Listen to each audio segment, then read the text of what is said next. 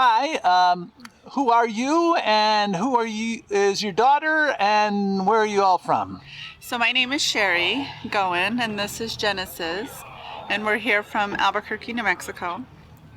Okay, And we're across the street from the city zoo. Yeah. And in a park.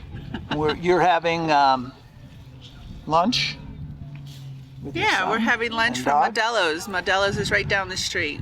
Okay, and so, by the way, I see you have an Army sweatshirt on. Mm-hmm. Are you in the Army or? My ex-husband's in the military. His father. And so, do you have COVID stories for us?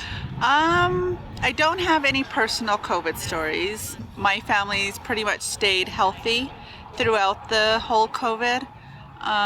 There's myself, my daughter, my 16-year-old son. I have an 18-year-old son and then a 21-year-old daughter, and all of us have stayed healthy throughout the whole pandemic. I do work in the medical field. So, and as of right now, I work on what's called a COVID team for Sandia National Labs here in Albuquerque, New Mexico. And on a daily basis, we screen patients that come through in their vehicles. They get swabbed for COVID to make sure that they don't have the COVID and they can return back to work at Sandia National Labs. As a family, we've pretty much stayed to ourselves throughout the whole pandemic. We haven't really visited with family a whole lot. I have family here in Albuquerque. My grandmother, which is in her 80s, she recently got the COVID vaccine, both doses, the first and the second series, and she's waiting for a couple weeks to go by until we can go by and see her. So you have been distancing from family and friends? Yeah, most of the time. Every once in a while we'll go visit. And has that caused you, I mean, you have a young family, and has that caused you more stress this year? It hasn't caused much stress. It's actually helped out a little bit as far as let's see here.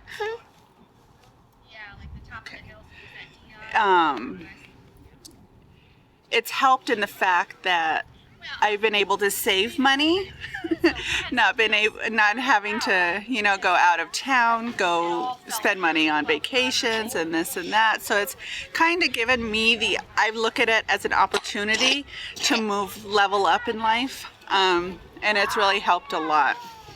Wow. So, any other positive things that happened from well, the position that I held before, I've been in the medical field for 8 years. I'm a certified medical assistant. And the position I held before was with Optum Healthcare.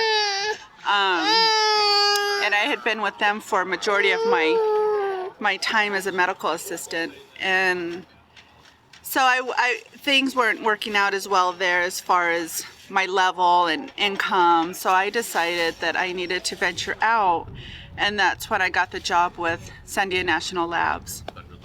And that's kind of provided better income for myself and the kids and helped me do a few other things. So right now I'm taking the opportunity with that extra money to put myself through school for real estate.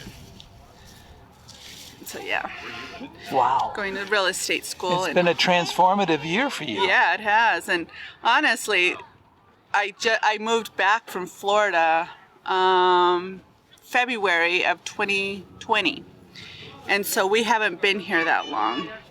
We've been back about a year now. So it's been quite a lot for us. A lot of growing. Wow. Yeah. And so where you have been, I assume you're vaccinated, and are you? No, I'm not actually. I haven't been vaccinated. My personal view on getting vaccinated, I don't really feel that it's a need. I don't, since I've been healthy this whole time, my kids have stayed healthy. So I just really don't feel like it's a need for myself or any of my children to get vaccinated. I see. And but I see you were wearing a mask even outdoors Yeah. when I first met you. And Yeah. and there's some social distancing you talked about with your mom and vaccinations.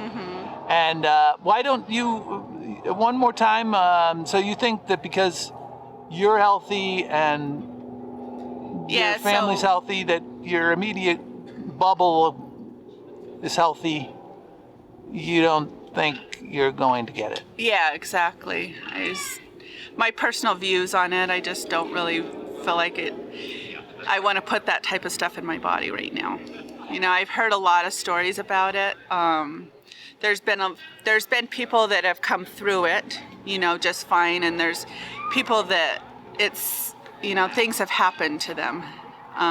They've either got sicker or have been put in the hospital, or have passed away, and I just really don't want to take that chance. And since I've been healthy. Doesn't your employer? What does your employer do? Their laboratory? Do they have anything to do with COVID? What was that? Do they have anything to do with COVID? Yeah. So, like I said, we do the swabbing. Right. And everything. Before you and come then, to work and all that. I mean, do they research on COVID?